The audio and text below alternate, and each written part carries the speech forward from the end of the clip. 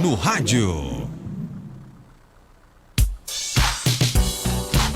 Check-up no rádio com o médico geriatra Belísio Neto. Seja bem-vindo aqui ao nosso Panorama 95, doutor Belísio. Bom dia. Bom dia, Marcos. Bom dia, Geraldinho. Bom dia a todos os ouvintes da 95, a todos os internautas. Satisfação imensa, mais uma terça-feira, participarmos aqui do quadro Check-up no rádio. Inicialmente agradecendo a todas as mensagens sobre o dia do professor. Ontem a gente recebeu, embora meu número de telefone tenha sido mudado e houve alguns problemas esses dias, mas recebemos bastantes mensagens sobre o dia do professor. Agradecer a todas as pessoas que lembraram do dia do professor. Nosso tema de hoje é osteoporose. E aí? Bem, Marcos, osteoporose é uma doença de idoso e aqui a gente tá para falar. Dia 20 será o dia de alusão ao combate à osteoporose, que é uma doença silenciosa. Como silenciosa, é uma doença muito traiçoeira, muito perigosa, que pode custar a vida do indivíduo, né, levar ele ao óbito, e que pode trazer danos, ser um divisor de águas na vida de um paciente, de uma pessoa, principalmente uma pessoa idosa. Quando a gente envelhece, a gente sabe que o nosso esqueleto, os nossos ossos, eles passam por transformações. O nosso esqueleto ele não é uma estrutura rígida sem que nada lá aconteça. É uma estrutura dinâmica, né? Então ele passa por transformações com o tempo e, dependendo de fatores externos, ele pode se transformar num esqueleto manter-se um esqueleto forte, manter-se um esqueleto mais fraco, um esqueleto com poros, eu diria com facilidade de se quebrar, ou um esqueleto mais rígido. Então, esse é o primeiro ponto. Ao envelhecermos, o nosso esqueleto, os nossos ossos passam por transformações, e que ele não é uma estrutura imóvel, ele é uma estrutura que dentro dos ossos existem transformações, existem mudanças, principalmente na arquitetura óssea. Quando a gente vai envelhecendo, a quantidade de desmineralização, ela começa a se acentuar. A gente tem um turnover ósseo até os 30 anos, geralmente o osso ele desgasta e é regenerado, assim vamos dizer. Há uma reabsorção, uma dissolução da matriz óssea, para que a gente use esse cálcio no sangue e no corpo todo, e aquilo é regenerado. Entretanto, a partir dos 30 anos, esse equilíbrio que a gente diz, um equilíbrio dinâmico, ele é modificado e há uma tendência maior à desmineralização. O osso ele tende a ficar com o balanço mais negativo, assim vamos dizer. Ele tende a ficar mais para um lado destrutivo, para um lado de reabsorção, para um lado onde ele tende a ficar mais oco, mais frágil, com risco de fraturas.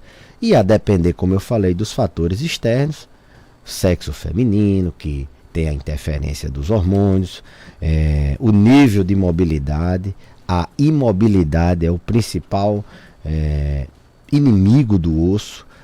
O que é que mais faz a pessoa ter reserva de um osso bom? Ele se movimentar.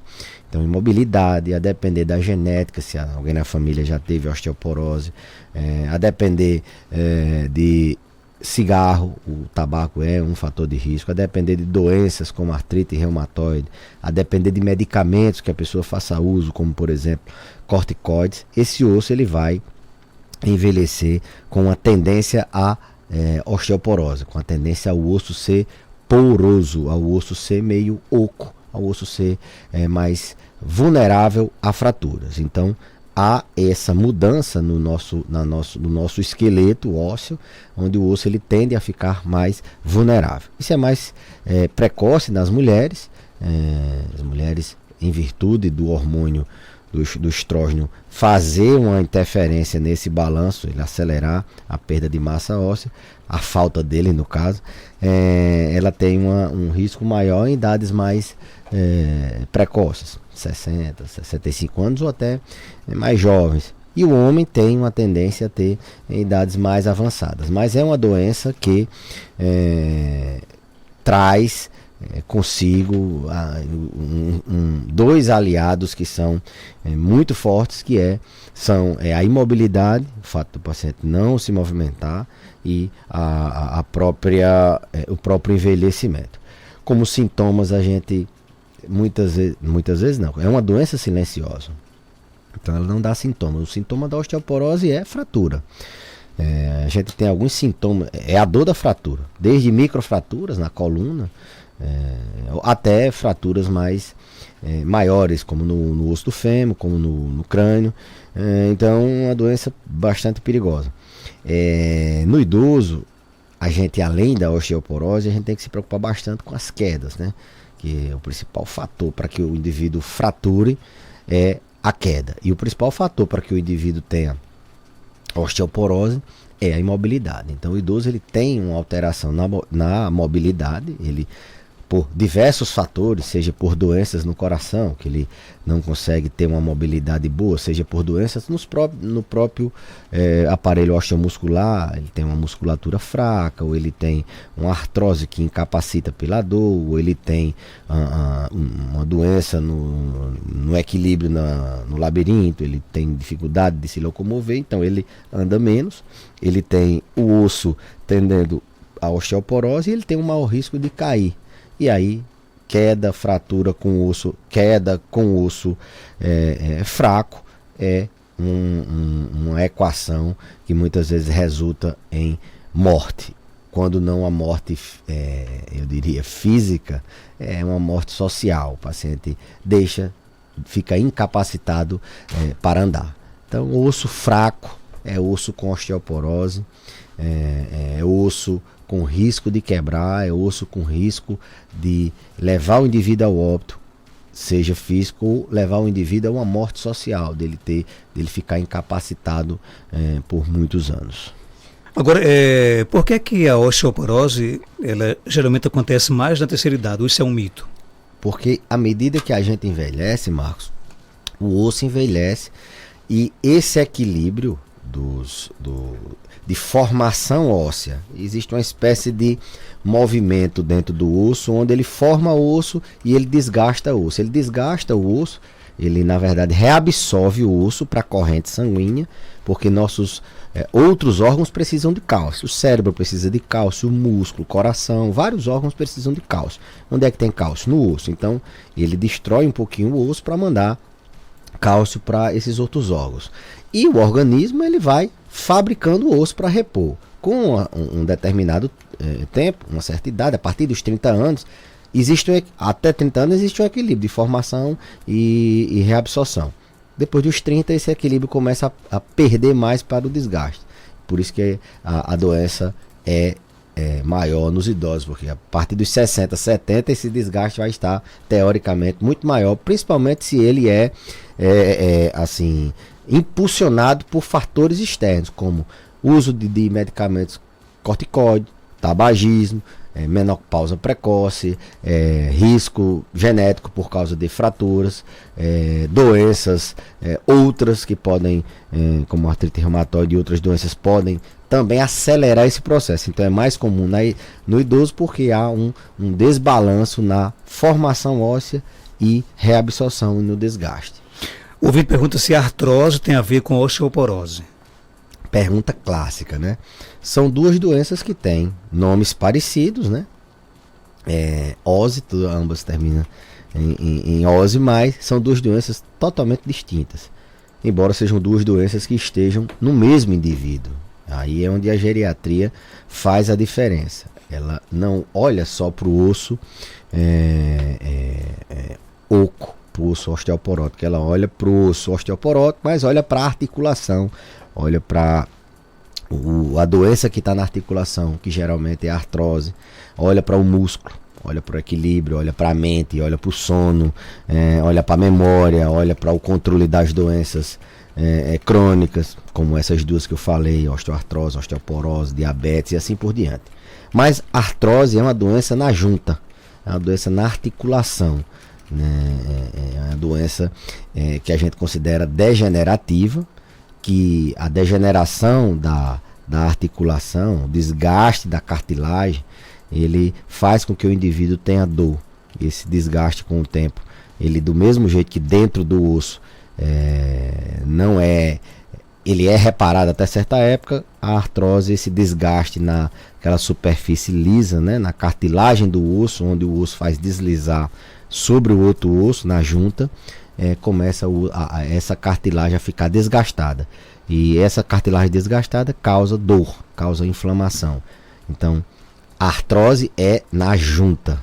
Osteoporose é no miolo, é dentro do osso, não é no miolo, que a gente diz na medula óssea, não. É no osso, no meio do osso, assim vamos dizer.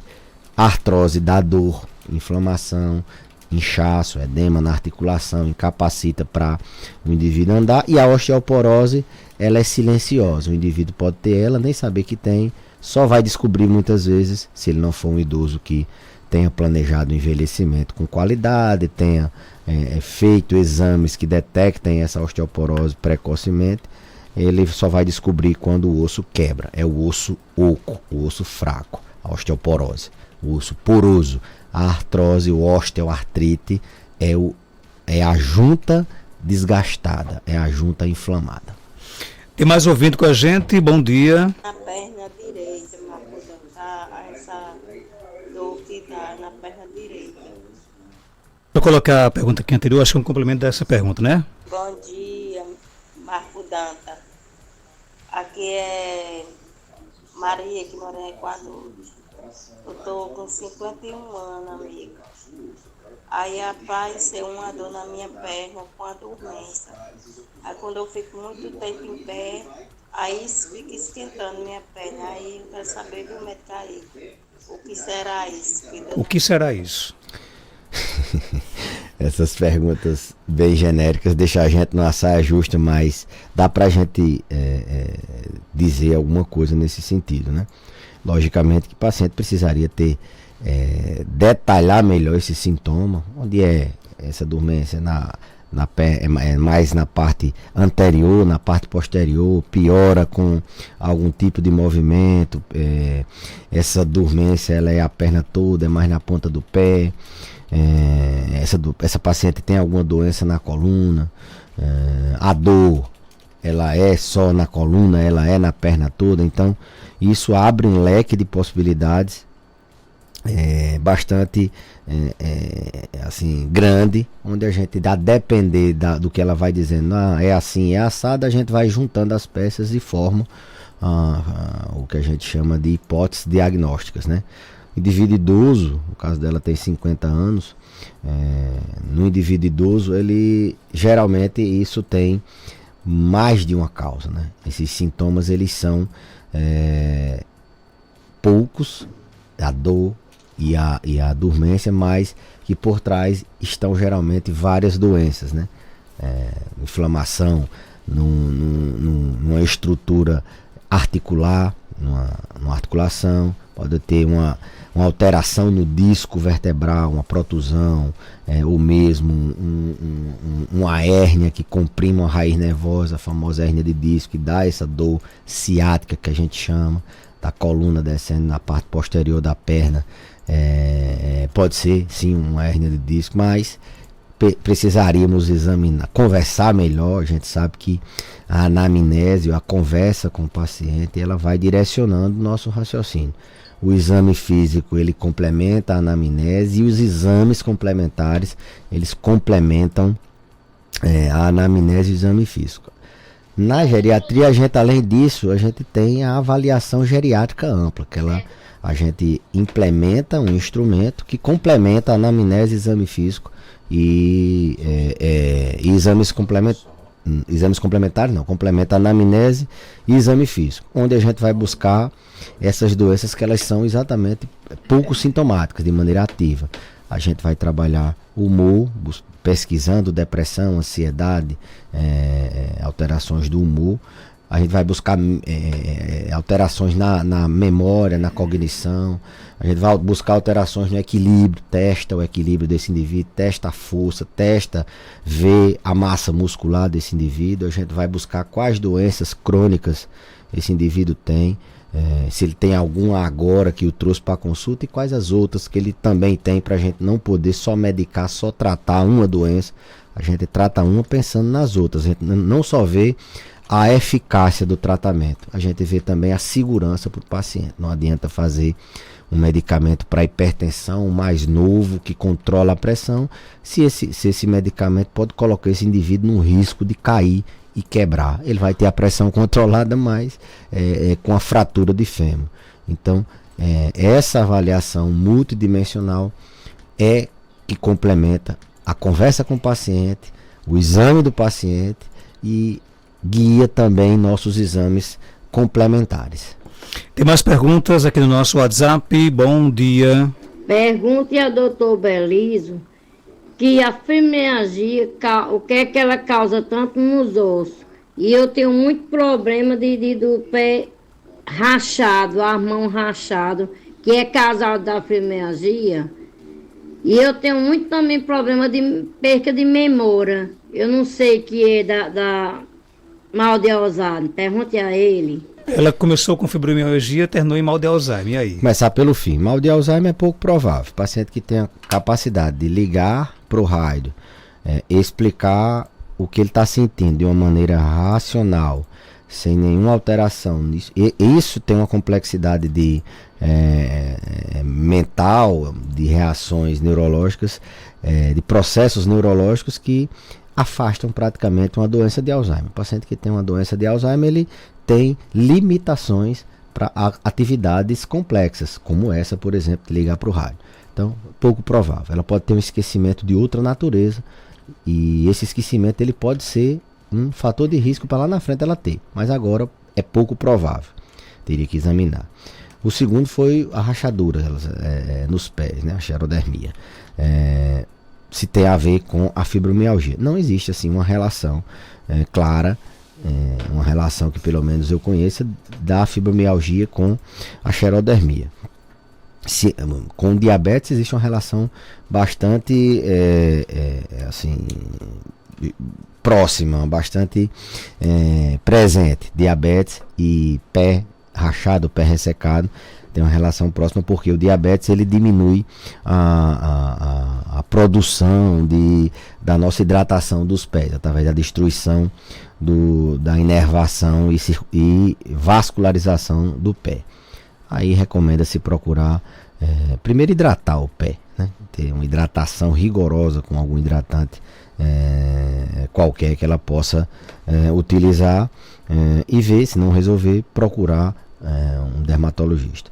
E quanto à fibromialgia, que é uma doença que causa dor crônica, é uma clássica doença de dor crônica que não tem lesão em órgão, ou seja, é uma doença na sensibilidade à dor. A gente sabe que a dor ela é uma sensação dolorosa. Então, na maioria das vezes a dor é provocada por lesões. É um ligamento que está inflamado, é uma articulação, é um osso que está quebrado, é um músculo que está machucado, é a cabeça que está com a cefaleia tensional e assim por diante, uma enxaqueca.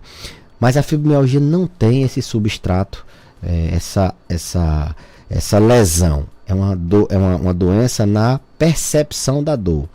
Para que a gente chegue a esse diagnóstico, a gente precisa muitas vezes percorrer alguns caminhos de afastar outras doenças que causam dor. E o padrão da fibromialgia, das dores da fibromialgia, segue um roteiro. É uma dor difusa, que não tem relação como eu falei, não é um ombro, só o ombro que dói, você examina aquele ombro, ele está inflamado, ele está crepitando. Ela dói em vários pontos, essa dor ela não tem assim, hora, ela não tem dia, pode ser toda hora ou pode dar crises. Tem uma relação com o sono não reparador. O paciente pode dormir várias horas por dia e ele não repara o sono. Tem uma relação com fadiga, com toda hora esse paciente está exausto, está cansado. Então, dor difusa sem relação com nenhuma doença osteoarticular, associada àquela fadiga, fraqueza o dia todo, com um sono não reparador, dorme, mas não repara o sono, e boa parte dos pacientes, a maioria dos pacientes tem um transtorno do humor associado, tem depressão ou ansiedade. Então tem esse padrão, a fibromialgia. Se fibromialgia dá uma lesão física ou outra, pode ser até de forma indireta, mas de maneira direta ela não tem relação com nenhuma lesão em alguma parte do corpo. É uma doença na percepção da dor. O paciente tem um limiar de dor mais baixo, ou seja, nós estamos aqui com esse ar, a gente está toda hora submetido a estímulos dolorosos.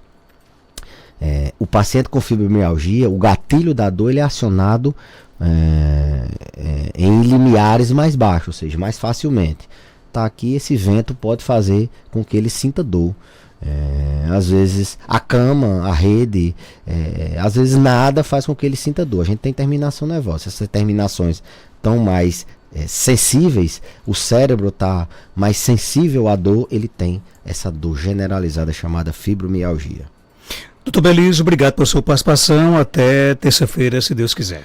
Eu que agradeço, deixar uma mensagem final de que mantenham ossos fortes, músculos fortes, para que a gente possa envelhecer bem, envelhecer sem fratura, envelhecer com a mobilidade preservada. Até a próxima terça-feira, se Deus quiser. E a gente volta já já com mais informações.